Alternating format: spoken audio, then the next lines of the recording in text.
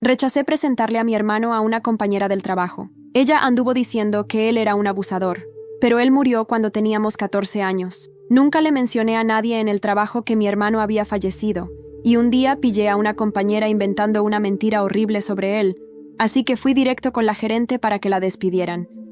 Y actualizando, soy trilliza con 2 hermanos, pero uno de ellos falleció cuando teníamos 14. Siempre que alguien nuevo me pregunta si tengo hermanos, solo digo que soy trilliza con 2 hermanos. No es que quiera andar tirando mi duelo encima de los demás cuando solo estoy charlando con alguien que ni conozco bien. Por lo que se habla en el grupo de apoyo al duelo al que voy, esto es bastante común. Empecé a trabajar en una clínica nueva hace unos 3 meses. Me caen bien mis compañeros, pero todavía me siento un poco fuera de lugar.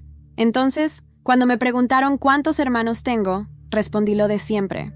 A nadie le pareció raro. Una semana en que no tenía coche, mi hermano trillizo me estuvo recogiendo todos los días del trabajo. Mi compañera Carla lo vio, le pareció guapo y me pidió que se lo presentara. Le dije que no porque él tiene novia. Ella preguntó por mi otro hermano y solo le dije que tampoco estaba disponible. No es mentira, pero quizá fue una omisión, porque él ya falleció, y no es solo que esté en una relación. Unas semanas después, escuché a Carla hablando mal de mí con otros compañeros de nuestra edad. Ella pensó que le mentí sobre que mi otro hermano no estaba disponible porque vio que en Instagram aparecía soltero. Pero yo no entendía nada porque él nunca tuvo Instagram. Supongo que lo confundió con un primo nuestro que tiene el mismo apellido y sale en algunas fotos conmigo y con mi hermano. No dije nada porque odio el conflicto. Un día después, unos compañeros vinieron a preguntarme qué pasaba conmigo. Me quedé súper confundida. Me dijeron que mi hermano había sido acusado de acoso sexual en la universidad y que el verdadero motivo por el que no quería presentárselo a Carla era porque yo lo sabía y aún así lo defendía. Según Carla, se enteró por alguien que estudió conmigo en la uni. Me quedé en shock y solo les dije que eso era imposible, porque mi hermano murió cuando teníamos 14. No me creyeron y llamaron a Carla. Los 3 empezaron a decirme mentirosa. Entonces mostré fotos del velorio, fotos nuestras en su tumba, y fotos mías con mi hermano sosteniendo su foto en nuestras graduaciones. Aún así, dijeron que mentía solo porque nunca dije que había muerto. Pero Carla inventó una acusación horrible de la nada. Ahora los 3 me están ignorando, y los rumores corren por la oficina. No sé qué están diciendo, pero nadie parece entender mi lado. En serio, me sentí como si estuviera perdiendo la cabeza. Siempre he hablado de mi hermano así. Estas chicas me hicieron sentir como si fuera una persona horrible, una mentirosa en la que nadie puede confiar. Y no entendía por qué. Mi familia me apoya totalmente, pero son súper protectores conmigo y con la memoria de mi hermano. Así que puede que no sean del todo imparciales. ¿Seré yo la que está mal? Yo jamás podría hablar de él como si nunca hubiera existido. Eso sería una falta de respeto a su memoria. Creo que nadie entiende eso a menos que haya pasado por algo parecido.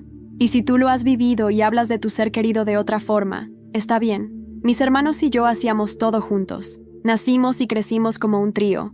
Usábamos ropa combinada. Íbamos a la misma escuela. Emigramos a México juntos. Celebrábamos cada cumpleaños y cada logro juntos. Cuando él murió, una parte de mí también murió. Nunca más disfruté mi cumpleaños, porque en vez de alegrarme por cumplir años, solo puedo pensar en que él no puede celebrar el suyo. Nada cambia el hecho de que nacimos trillizos. Nunca podría decir que solo tengo un hermano, porque para mí eso no es verdad. Mi otro hermano y mis padres también hablan así. Muchas personas en mi grupo de apoyo al duelo también. Nunca tuve problemas con eso, pero cuando antes decía que él había muerto de entrada, mucha gente reaccionaba raro. Por eso cambié la forma de contarlo, y por eso me afectó tanto. Carla se volvió loca conmigo, pero tal vez empiece a ser más directa. Habrá gente que reaccione mal de todos modos. Envié un correo a mi gerente el lunes cuando salí del trabajo, pidiéndole hablar antes de que empezara la jornada de hoy. El ambiente en el trabajo se puso raro, pero evité a Carla y a las otras chicas, y solo pedí ayuda al resto del equipo. Hablé esta mañana con la gerente después de que leyó mi correo, y se quedó horrorizada. Me pidió disculpas 1000 veces y dijo que llamaría a las 3 para dar explicaciones, pero parece que se molestó más con Carla. No prometió nada todavía, porque tiene que investigar y escuchar a todos, pero estoy casi segura de que algo va a pasar. No sé si será despido, suspensión o solo un regaño, pero solo saber eso ya me hizo sentir mejor. Creo que vale aclarar una cosa. Mis compañeros, salvo esas 3, no me están ignorando. Están cuchicheando porque notaron que pasó algo tenso entre nosotras. Pero me caen bien y son amables conmigo. No les conté nada porque llevé el asunto directamente a la jefa, pero espero que entiendan mi versión. Aún no sé si seguiré en esta clínica. Dependerá de lo que pase con esas 3 la próxima semana. Me llamo Alba y juro que nunca imaginé que un simple «prefiero no presentarte a mi hermano» pudiera desencadenar una tormenta así. Lo que empezó como una semana cualquiera en el consultorio de fisioterapia en el centro de Valencia terminó con mi vida personal hecha trizas y la memoria de mi hermano muerto manchada por una mentira cruel. Pero lo peor no fue eso, fue que nadie me creyó. Carla, esa compañera que parecía simpática y extrovertida, había visto a mi hermano Oscar recogiéndome varios días seguidos. Es mi hermano trigémino, el único que sigue conmigo. El otro, Mark, murió cuando teníamos 14 años, y aunque nunca oculté que tenía 2 hermanos, tampoco contaba de inmediato que uno estaba muerto. No es el tipo de cosa que dices entre cafés y charlas de pasillo. Era mi forma de protegerme, de protegerlo. El día que Carla me pidió que le presentara a Oscar, se lo negué con calma. Está en una relación muy seria, le dije. Luego, curiosa, preguntó por mi otro hermano. Me limité a decir, tampoco está disponible. No mentí, pero ella asumió lo que quiso. Y ahí empezó todo. Al principio, fueron murmullos. Comentarios susurrados entre risas disimuladas. Después, preguntas incómodas de otros compañeros. ¿Qué pasó con tu hermano? ¿Es verdad que estuvo implicado en un caso de acoso en la uni? Sentí como el suelo se abría bajo mis pies. Mark, mi dulce Mark, había muerto antes siquiera de pisar una universidad. Cuando intenté aclararlo, me llamaron mentirosa. Enseñé fotos del velorio, imágenes de nuestras graduaciones con su retrato enmarcado, hasta la lápida. Pero no bastó. Según Carla, yo inventé todo para cubrir su historial. Decía que alguien que estudió conmigo en la universidad le había confirmado los rumores. Mentira tras mentira, como si su objetivo no fuera solo humillarme, sino borrarlo de la historia. Mi gerente, Laura, me escuchó con atención después de que le escribí aquel correo el lunes. Me pidió que fuera paciente, que investigaría. Y aunque eso me tranquilizó un poco, yo ya no era la misma. Esa noche, en casa, abrí la caja de recuerdos que guardo en lo alto del armario. Fotos, cartas, boletines escolares, y entre todo eso, una carta de Mark, una que no recordaba. Su letra pequeña, medio torcida, escrita con lápiz, decía: «Si algún día esto te llega, es porque mamá encontró la carta. Perdón por haber discutido contigo. Sé que siempre estás pendiente de mí. No digas nada sobre lo del primo, ¿vale? Él me pidió el favor, y ya sabes que si se mete en líos, vuelve a Marrachí. No quiero que papá se enfade con él». Me temblaron las manos. ¿Primo? ¿Qué primo? Volví a leer esa parte una y otra vez. No decía nombre. Solo mencionaba Marrachí, el pueblo en Mallorca donde vive parte de la familia de mamá. Llamé a mi madre, pero no quise preocuparla. Le pregunté por encima si sabía a qué se refería Mark. Se quedó en silencio unos segundos y luego dijo: «Alba, creo que es hora de que hables con tu tío Tony. Esa noche no dormí. Algo no encajaba.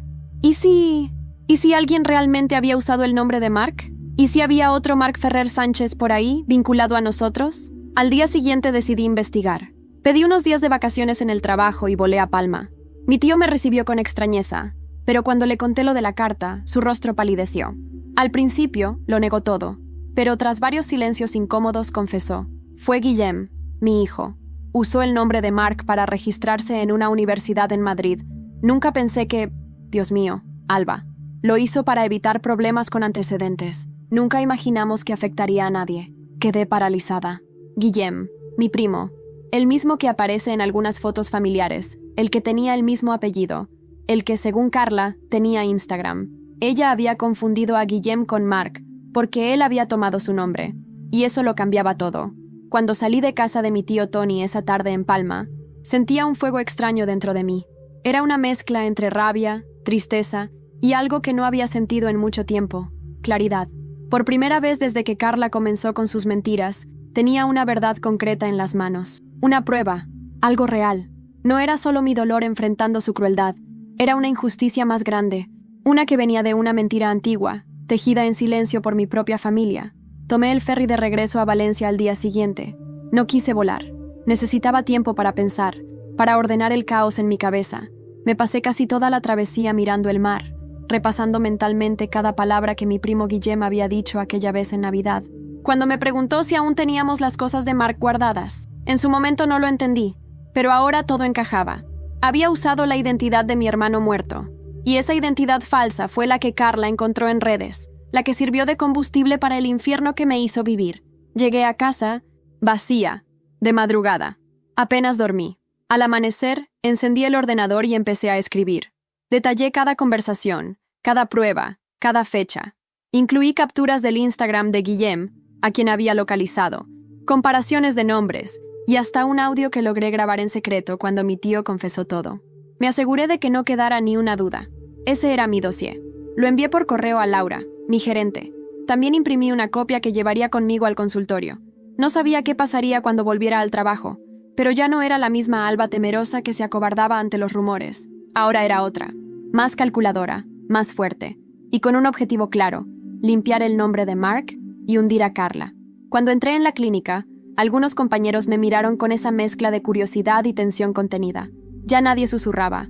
Era peor. Ahora solo se callaban, como si yo fuera una bomba a punto de explotar. Me crucé con Carla en el pasillo. Me miró con ese aire altivo suyo, pero esta vez yo no aparté la mirada. Me detuve. Me le planté enfrente. «Buenos días, Carla», dije con una calma que ni yo sabía que tenía. «¿Sabes? Me he enterado de quién es realmente el Mark que viste en Instagram. Deberías leer tus mensajes esta mañana». No respondió, pero sus ojos sí. Abrió el móvil justo después de que me fui. Pude verla por el reflejo del vidrio de la recepción. Su cara palideció. Después me ignoró completamente. No dijo ni una palabra en toda la jornada, pero sabía que la había tocado. Esa tarde, Laura me pidió que subiera a su despacho. Tenía el dossier impreso sobre la mesa. Me hizo señas para sentarme y me miró como si estuviera viendo a otra persona. «Alba, esto es contundente. No solo desmiente lo que se ha dicho sobre tu hermano, también revela una identidad falsa y posible suplantación. ¿Estás dispuesta a dar un paso más con esto?» No tardé en responder. «Sí, hasta el final». Laura asintió. Me dijo que la dirección general ya estaba al tanto y que abrirían un procedimiento formal no solo contra Carla, sino también contra las otras 2 compañeras que la habían apoyado. La investigación sería interna al principio, pero podría escalar a instancias legales si se confirmaba todo. Esa noche, volviendo a casa, me sentí por fin respirando un poco de aire limpio. Me serví una copa de vino, algo que no hacía desde hacía meses. Estaba sola, pero no me sentía sola.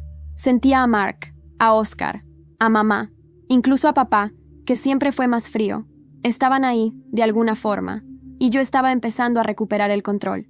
Pero justo cuando me senté en el sofá, recibí una notificación en mi móvil. Era un mensaje anónimo, sin foto de perfil. «Si sigues escarbando, vas a hundir a tu familia. No eres la única con secretos». Me quedé paralizada. ¿Quién más sabía? Me quedé mirando la pantalla del móvil como si las palabras pudieran cambiar solas. Leí ese mensaje unas 5 veces, con el corazón golpeándome dentro del pecho como si fuera a reventar. «Si sigues escarbando, vas a hundir a tu familia.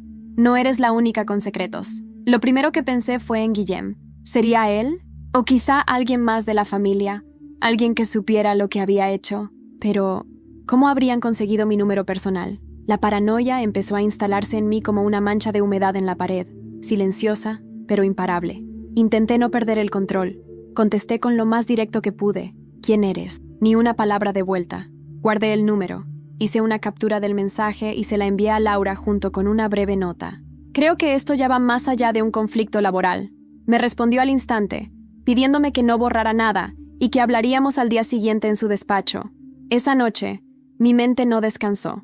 Me acosté con los ojos abiertos, viendo sombras proyectadas en el techo, recordando frases, voces, incluso pequeños gestos de mis compañeros en las últimas semanas. Empecé a preguntarme, ¿qué más habían oído de mí? ¿Qué más había dicho Carla? Porque alguien más tenía que estar alimentando todo eso. Y no era solo ella. Al día siguiente, cuando entré a la clínica, todo parecía más tenso. Nadie hablaba demasiado. Carla no estaba. Ni Lucía ni Nuria, las otras 2 que la apoyaban. Laura me llamó temprano. Llevaba el rostro serio, la mandíbula apretada. Había otra persona en su despacho, Ramón, el director regional de la red de clínicas. Me saludó con un tono neutro, pero sentí el peso de su presencia. «Alba, hemos revisado todo. El mensaje, el contenido del dossier, los antecedentes de Carla. Y lo que más nos preocupa ahora es el posible daño a la imagen de la empresa», dijo Ramón. No me sorprendía. Las empresas siempre miran primero su reflejo, pero Laura me defendió. «Con todo respeto, Ramón, aquí el verdadero daño lo está sufriendo Alba. Ella es la víctima, no la causa del problema». Ramón suspiró. Luego dejó caer una bomba. Alguien había enviado capturas sacadas de contexto del dossier a los clientes más frecuentes de la clínica. Algunos se habían quejado por dramas internos y decían que el ambiente no parecía profesional. Una jugada sucia, desesperada. Y más aún, me dijo que una persona de fuera de la empresa había llamado insinuando que yo había manipulado información sobre la muerte de mi hermano para obtener beneficios laborales. ¿Te suena a alguien que pudiera tener ese tipo de intención?, me preguntó Ramón. Mi garganta se secó. Sí, respondí sin dudar. Guillem. Ahí fue cuando Laura me soltó algo inesperado. Carla había presentado una denuncia formal contra mí por acoso y difamación, basada, según ella, en mi obsesión por hacerla perder el trabajo y el uso ilegal de datos personales para desacreditarla. Está desesperada, dijo Laura. Pero esto puede ensuciarte si no lo manejamos bien. Yo solo asentí, casi sin fuerza. Tenía ganas de llorar, pero no lo haría delante de Ramón, ni de nadie. Salí del despacho con un temblor en las piernas que apenas podía controlar. Me encerré en el baño, respiré hondo. Me miré en el espejo. Tenía los ojos hundidos. La expresión dura. Era yo, pero también era otra. Una versión de mí que ya no quería solo sobrevivir. Quería justicia, quería venganza. Y si Carla quería guerra, la iba a tener. Esa tarde llamé a Oscar. Le conté todo. El mensaje anónimo, la denuncia, lo del primo. Su reacción fue inmediata. Voy para allá. No vas a pasar por esto sola. Y esa misma noche, llegó a Valencia desde Barcelona. Lo abracé tan fuerte que por un segundo volví a sentir que todo estaría bien. Pero antes de dormir, mientras repasábamos los documentos juntos, encontró algo en uno de los perfiles falsos vinculados a la identidad de Mark. Un correo. Uno que reconocimos de inmediato. Era el correo universitario de Guillem, pero había sido usado para registrarse en una cuenta que seguía a todos los perfiles del personal del consultorio, incluido el mío. Alguien nos estaba espiando desde dentro. Oscar y yo nos miramos sin decir palabra durante varios segundos. Estábamos sentados en mi pequeño comedor, con el portátil frente a nosotros y esa cuenta abierta, con cada seguidor, cada movimiento registrado. Todo apuntaba a que alguien, probablemente Guillem, había estado observando mis interacciones, mis publicaciones privadas e incluso los perfiles de mis compañeros del consultorio desde hacía semanas, quizá meses. Esto no es casualidad, dijo Oscar apretando los dientes. Este tipo sabía exactamente a quién seguir, qué ver. No es solo por joder, es sistemático. Yo asentí, sentía el estómago retorcido, pero esa confirmación me dio algo que llevaba días buscando. Foco. Ya no era una guerra de pasillos, rumores y lágrimas. Ahora tenía un enemigo claro, con un propósito y un patrón, y eso me daba ventaja. Pasamos toda la noche recopilando capturas, organizando una cronología precisa de los hechos. Incluimos los registros de interacción de esa cuenta sospechosa, las fechas que coincidían con los días clave del escándalo en el consultorio. Incluso encontramos un mensaje que había dejado un supuesto excompañero de universidad en un foro, hablando de un tal Mark Ferrer acusado de acoso. Solo que ese post estaba escrito desde Palma de Mallorca. Demasiado coincidencia. Al día siguiente, me presenté con todo ese material en la oficina de Laura. Ella me recibió con una mezcla de alivio y tensión. No sabía que tu hermano vendría, dijo mirando a Oscar con respeto. Pero es bueno que lo hayas hecho. Este asunto se nos está yendo de las manos. Le mostramos el correo vinculado a Guillem, las pruebas cruzadas y el contenido del foro. Laura los imprimió, los escaneó y me dijo que enviaría todo al departamento legal de la empresa. Pero antes de dejarnos ir, me miró directamente y dijo: «Sabes lo que esto implica, ¿verdad? Si todo esto sale a la luz, no solo Carla va a caer, también tu primo, y va a ser un escándalo público. ¿Estás preparada para eso?» Me quedé en silencio un momento. Luego, con la voz firme, respondí: «Mark no puede defenderse. Yo sí. Y esto no se trata solo de limpiar su nombre. Se trata de que nadie más use el dolor de otro como herramienta de poder. Ni Carla, ni Guillem, ni nadie». Laura asintió. Me miró con algo nuevo en los ojos. Respeto. Esa tarde me tomé un descanso. Fui sola a la playa del Malvarrosa. Necesitaba pensar, dejar que el mar me despejara un poco. Sentada en la arena, viendo las olas romper, pensé en Mark, en cómo, incluso desde el otro lado, seguía siendo parte de mi vida, cómo su ausencia aún marcaba cada decisión, cada silencio, cada lucha. Y mientras estaba ahí, recibí una llamada. Era un número oculto. Dudé en responder, pero lo hice. ¿Alba Ferrer? La voz era masculina, grave, con acento madrileño. Sí, ¿quién habla? Trabajé en la Universidad Autónoma en 2017. Reconozco ese nombre. Guillem Ferrer. Usó documentos de otro estudiante para inscribirse. Nunca supe si alguien investigó. Pero si estás conectada con él, deberías saber que hay más víctimas. El corazón me dio un vuelco. ¿Qué quieres decir con más víctimas? Recibí quejas de 2 alumnas mientras él estaba matriculado. No eran oficiales. Nunca llegaron al decanato. Pero yo las escuché. Una incluso me dio una foto. La reconozco. Es el chico de tus redes. Me quedé muda. ¿Tienes esa información? Logré preguntar. Sí, y no soy el único. Otros del claustro también recordamos el caso. Si estás investigando, cuenta conmigo. Pero ten cuidado. Él tenía amigos influyentes. Uno de ellos ahora trabaja en la Generalitat. Colgué con las piernas temblando. No era solo un caso de suplantación. No era solo una mentira familiar. Era un encubrimiento mayor. Un nombre robado para cometer delitos reales. El siguiente paso ya no era dentro de la clínica. Era llevar esto a la policía. Nunca en mi vida había pisado una comisaría. Y si alguien me hubiese dicho que lo haría para denunciar a un primo por usurpar la identidad de mi hermano muerto y posiblemente haber agredido a 2 mujeres, le habría llamado loco. Pero ahí estaba yo, sentada frente a una mesa metálica, con un agente serio mirándome fijamente mientras repasaba los documentos que le acababa de entregar. Entonces, usted afirma que su primo, Guillem Ferrer Coll, utilizó la identidad de su hermano fallecido para matricularse en una universidad madrileña y durante ese periodo fue acusado informalmente de conducta sexual inapropiada? Preguntó el inspector con una mezcla de escepticismo y atención real. Lo afirmo, sí, y puedo demostrarlo. Aquí está el historial de redes, los registros del foro universitario, los datos cruzados de identidad y el correo que usó.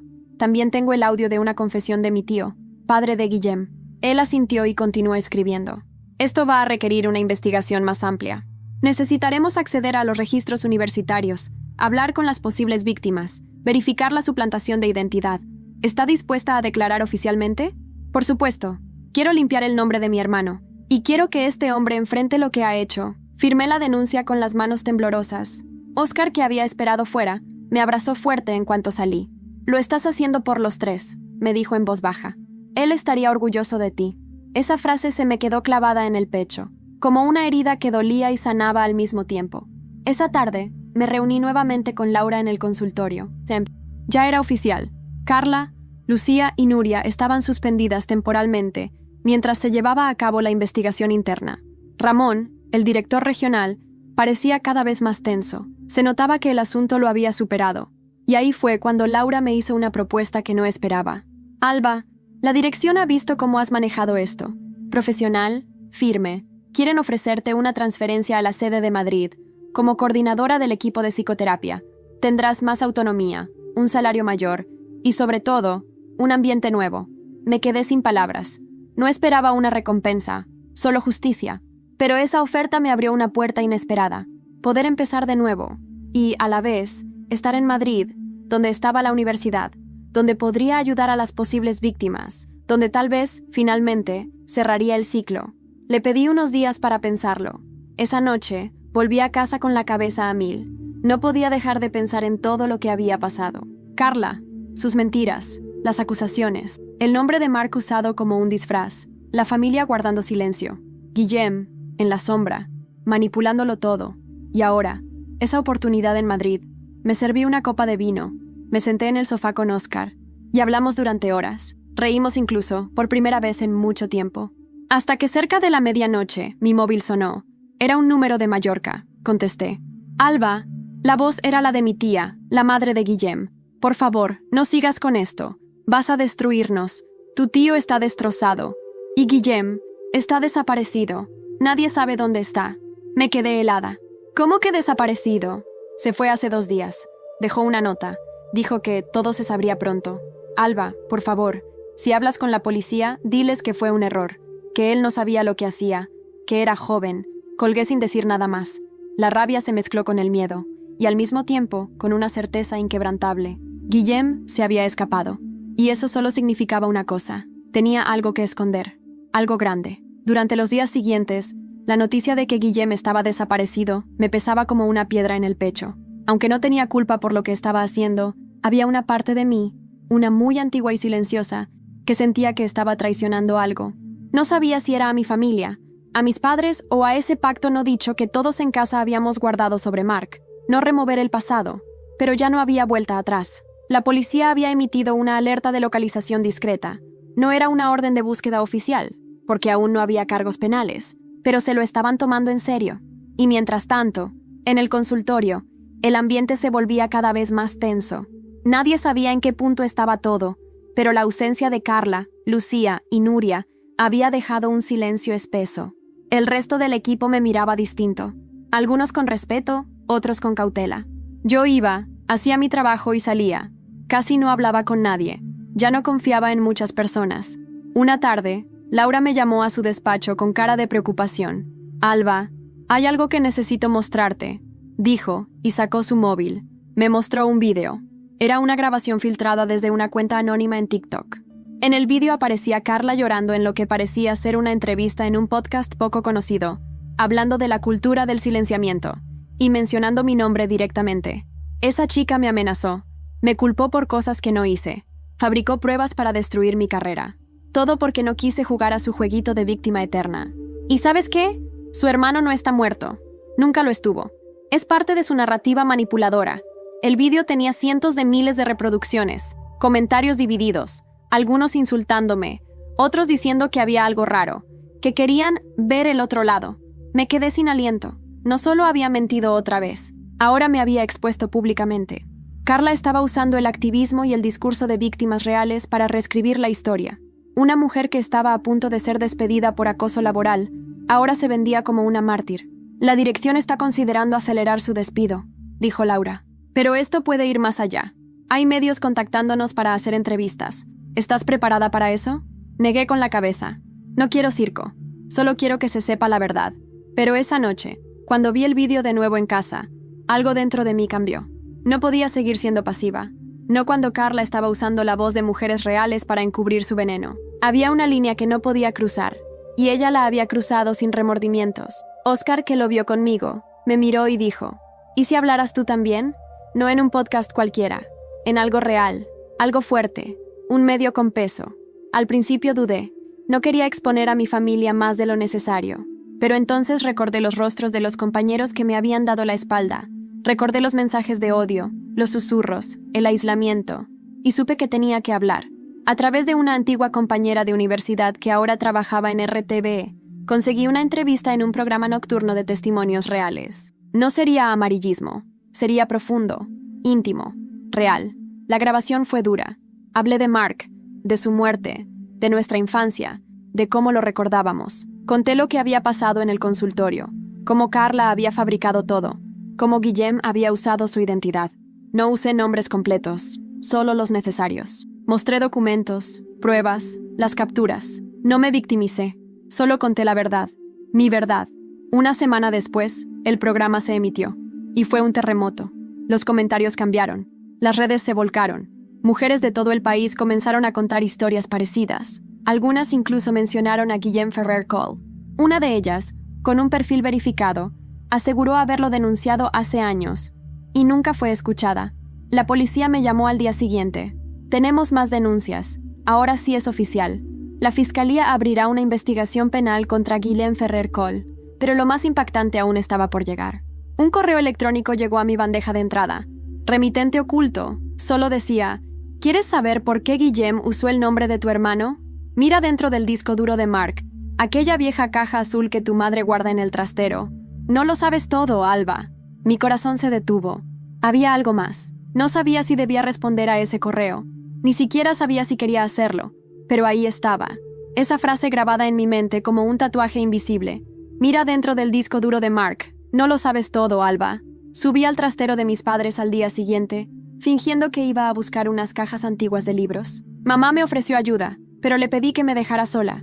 No quería que viera la ansiedad en mi cara, ni el temblor en mis manos. El trastero olía a polvo, madera vieja y humedad. Revolví entre cajas de ropa infantil, fotos desordenadas, libros escolares de primaria, hasta que la vi, una caja de plástico azul, cerrada con una cinta negra y el nombre Mark escrito con rotulador. La abrí con cuidado. Allí estaba el disco duro externo, uno de esos antiguos, grandes, pesados. Había también cartas, dibujos, una bufanda que mamá le había tejido, un cuaderno con sus pensamientos. Me costó no llorar. Todo en esa caja era él. su esencia, sus silencios, sus risas, su ausencia. Me llevé el disco a casa. Oscar lo conectó al ordenador mientras yo apenas podía respirar. Tardó unos segundos en cargar, pero finalmente apareció la carpeta principal. Mark, personal. Dentro había cientos de archivos, textos, audios, vídeos, material de sus últimos años de vida. La mayoría eran inocentes. Cartas a sus amigos, grabaciones de nuestras salidas en grupo, confesiones adolescentes. Pero una carpeta destacaba. Estaba encriptada. Se llamaba Riesgo. Oscar, que había hecho un curso de informática durante la uni, tardó media hora en desencriptarla. La contraseña era una palabra simple, triple. Cuando se abrió, el mundo cambió. Había una serie de documentos escaneados, denuncias, correos, un diario en PDF. Mark había estado escribiendo todo lo que pasaba en el entorno de Guillem desde hacía meses antes de su muerte. Sabía que su primo estaba metido en problemas, drogas, chantaje. Había robado dinero a su propio padre y lo había invertido en apuestas. Pero lo más grave era lo que había descubierto sobre una chica de su escuela, una que apareció llorando un día en su casa. Mark había escrito todo con lujo de detalles. Guillem la había amenazado, la había tocado sin su consentimiento. Y cuando ella quiso contarle a alguien, él le dijo que se encargaría de hacerla parecer una desequilibrada. Mark intentó intervenir. Habló con su tío. Nadie le creyó. Solo mamá sabía parte de la historia. Y le pidió que no se metiera. No hagas enemigos dentro de la familia. No podemos permitirnos más escándalos. Había escrito en una hoja escaneada. Era la letra de mi madre. Sentí el pecho romperse. Esa era la razón por la que Mark había estado tan callado en sus últimos meses. Por eso dejó esa carta que encontré. No era culpa, era advertencia. Mi hermano murió semanas después de escribir eso. Oficialmente, fue un accidente, un atropello en una zona rural. Pero por primera vez, la idea me atravesó como un cuchillo frío. ¿Y si no fue un accidente? ¿Y si Mark murió porque sabía demasiado? Oscar me abrazó cuando rompí en llanto. No tenía fuerzas para disimular. Alba, si esto es verdad, tienes que mostrárselo a la policía. No solo por Mark, por ti. Por todas las que pudieron haber sido silenciadas. No dormimos esa noche. Llevamos todo a la comisaría a la mañana siguiente. El inspector que nos atendió casi no pestañeaba mientras leíamos fragmentos del diario. Esto cambia todo, dijo. Vamos a reabrir la investigación de la muerte de tu hermano. Y probablemente se abrirá una causa penal por encubrimiento. Volví a casa sintiéndome vacía, pero al mismo tiempo más cerca de la verdad que nunca. Había tantas emociones mezcladas dentro de mí que apenas podía nombrarlas. Dolor, rabia, orgullo, miedo, pero sobre todo, determinación. Horas después, me llamó mi madre. Su voz sonaba tensa. Alba, ¿has estado en el trastero? Sí, respondí sin rodeos. Encontré el disco duro de Mark. Silencio. Larguísimo. No sabes lo que acabas de desenterrar, susurró. Si vas a seguir con esto, hay algo que tienes que saber. No fue solo Guillem, no fue solo él. ¿Qué quieres decir? Mark no murió solo. Hay un nombre que nunca se dijo. El conductor. Alguien de la familia. Mi corazón se paralizó. ¿Quién? Tu abuelo.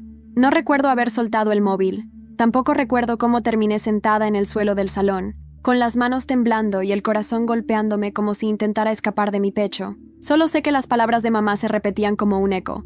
Fue tu abuelo, el conductor, nunca lo dijimos, nunca lo supiste. Mi abuelo materno, Jordi, había muerto 2 años después del accidente.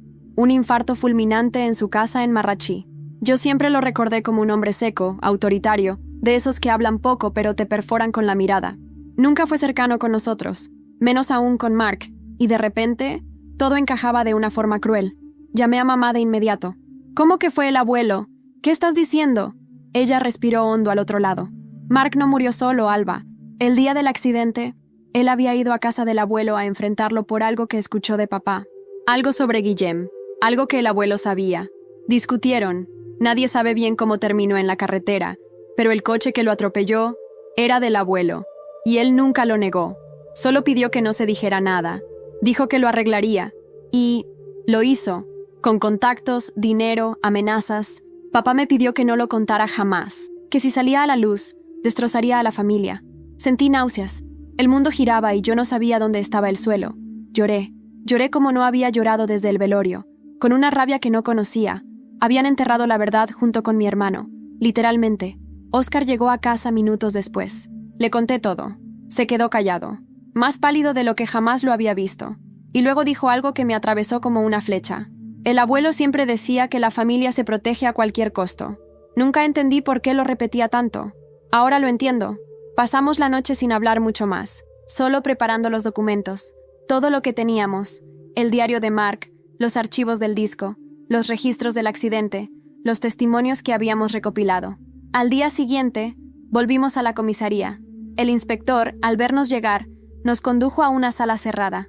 «¿Qué traen ahora?», preguntó con un tono cansado pero intrigado. Le entregué todo. Mi abuelo mató a mi hermano, y lo encubrieron. Durante años. No pestañeó, no hizo preguntas al principio, solo leyó, y al final, con la cara absolutamente seria, dijo: «Vamos a necesitar autorización para exhumar el cuerpo de Mark. Hay inconsistencias en el informe forense original, y ahora hay causa probable». Ahí fue cuando mi cuerpo falló. Me desplomé. Oscar me sostuvo. La tumba, la lápida, la paz que siempre creí que Mark tenía, ahora iba a romperse. Salimos de la comisaría con la sensación de haber cruzado una frontera invisible. Ya no era solo justicia, era desenterrar secretos, dolor, fantasmas. Y aún así, dentro de mí, algo se reafirmaba. No podía parar ahora. Cuando llegamos a casa nos esperaba una sorpresa, una carta, sin remitente. Solo decía mi nombre en letras mayúsculas. La abrí con cuidado. Dentro había una foto. Era una imagen antigua. Mark, con 13 años, sentado en el banco del jardín de la casa del abuelo. Al fondo, apenas visible, estaba Guillem, con algo en la mano, una cámara, y entre ellos, el abuelo, mirando directamente a la lente. La mirada no era la de un abuelo cariñoso, era dura, vigilante. Detrás de la foto, una frase escrita a mano. Mark sabía, y tú también estás empezando a saber, pero no todos quieren que lo sepas. ¿Quién la había enviado? ¿Cómo había llegado hasta allí? ¿Y qué significaba exactamente eso de que no todos querían que lo supiera? Por primera vez desde que todo comenzó, temí por mi vida. A la mañana siguiente no podía moverme. Tenía los músculos tensos, la mandíbula apretada, los ojos secos de tanto llorar. Me había quedado dormida en el sofá con la foto entre las manos. La frase detrás se repetía en mi cabeza como una maldición. Mark sabía, y tú también estás empezando a saber, pero no todos quieren que lo sepas. Sentí algo que no había sentido desde que Carla empezó a mentir sobre mi hermano. Miedo real, no psicológico, no emocional. Miedo físico, de que alguien pudiera estar vigilándome, de que supieran cada paso que estaba dando. Y lo peor, que fueran personas de mi propia sangre. Oscar intentó tranquilizarme. Estamos más cerca que nunca de la verdad. Si alguien te quiere asustar, es porque la verdad les da miedo. No pares ahora, Alba. Pero yo no podía evitar recordar el rostro de mi abuelo en esa foto. Esa mirada suya de autoridad absoluta. Había algo perturbador en esa imagen, algo que no encajaba del todo. Decidimos revisar de nuevo el diario digital de Mark, y ahí lo encontramos. Una entrada que no habíamos visto antes. No estaba en ninguna carpeta visible. Era un archivo oculto, titulado Testamento, con fecha de solo una semana antes de su muerte. Lo abrimos. Si estás leyendo esto es porque pasó algo. Quizá ya no estoy. Si me pasa algo, no fue un accidente. No confíen en el abuelo. Él lo sabe todo sobre Guillem. Sabe lo que hizo. Me lo dijo. Me amenazó. Dijo que si contaba algo, iba a proteger a la familia como lo había hecho antes. No entendí qué quería decir con antes, pero me dio miedo. Nunca había tenido tanto miedo. Por favor, no lo olvidéis. No dejen que me borren de la historia. No pude seguir leyendo. Me rompí. Ahí, en la sala, grité. Grité como si pudiera sacar de mi pecho toda la rabia acumulada desde los 14 años. Oscar me abrazó sin decir nada. No hacía falta. Ambos sabíamos que ya no había dudas. Mark fue silenciado. Por alguien de su propia familia. Por alguien que ya no podía ser juzgado, pero que sí podía ser expuesto. Esa misma tarde, se autorizó la exhumación del cuerpo. Estaba previsto para dentro de 3 días. Durante ese tiempo, todo se volvió un caos controlado. Medios llamando, vecinos susurrando, mi madre casi sin hablar, encerrada en su habitación, papá ausente como siempre. El único que parecía más sereno era Oscar. Él sostenía mi equilibrio, mi coraje, mi fe. La noche anterior a la exhumación, Laura me llamó. Alba, no quería decirte esto antes para no preocuparte, pero creo que deberías saberlo. Carla intentó demandar a la empresa. Dijo que fue víctima de una campaña de acoso, pero no llegó lejos. Sin embargo, contrató a un abogado que, curiosamente, es el mismo que representa a la familia de Guillem. ¿Ves la conexión? Mi sangre se heló. Todo estaba entrelazado. Carla, Guillem, mi abuelo, el silencio de mis padres, todos formando parte, de un modo u otro, de una red de secretos, vergüenza y complicidad.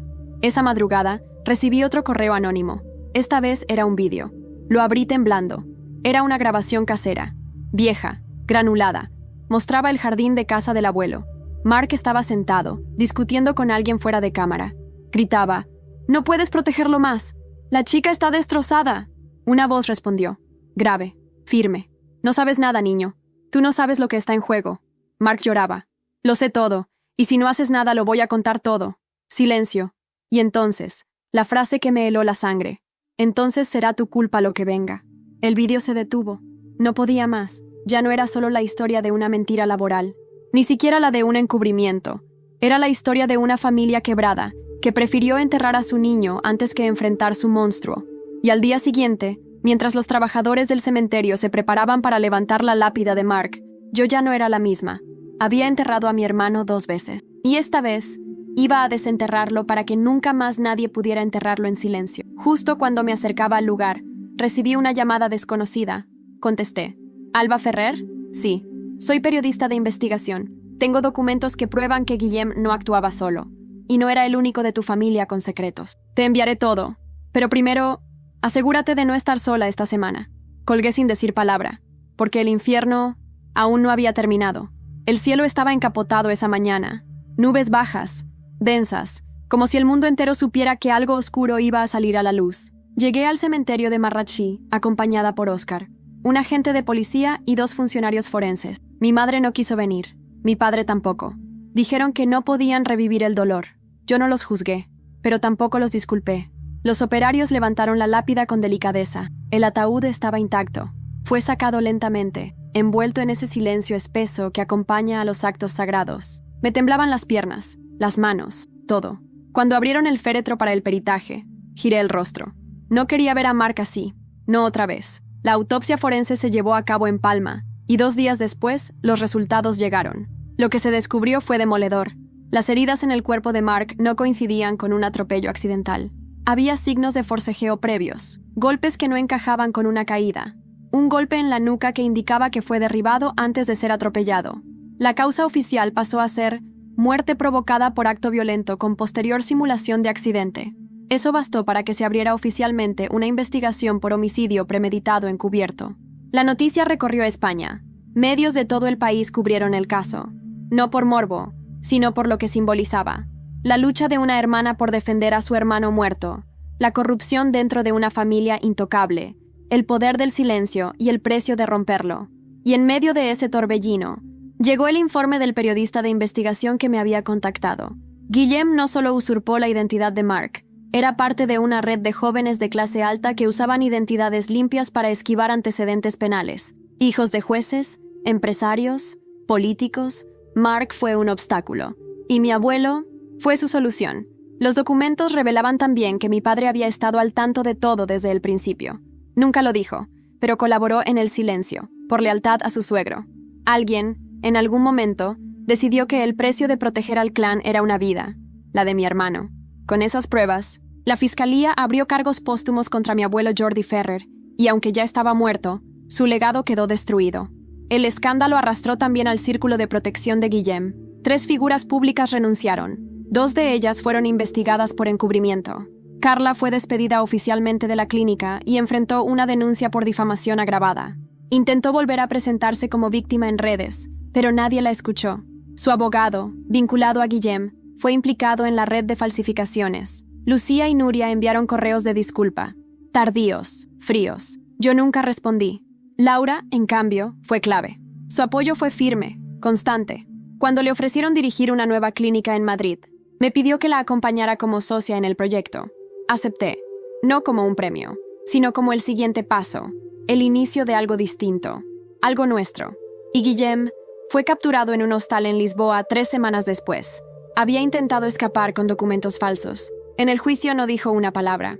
Solo nos miró a mí y a Oscar con una expresión vacía, como si nunca hubiese conocido a Mark, como si no nos conociera a nosotros. Fue condenado a 27 años de prisión.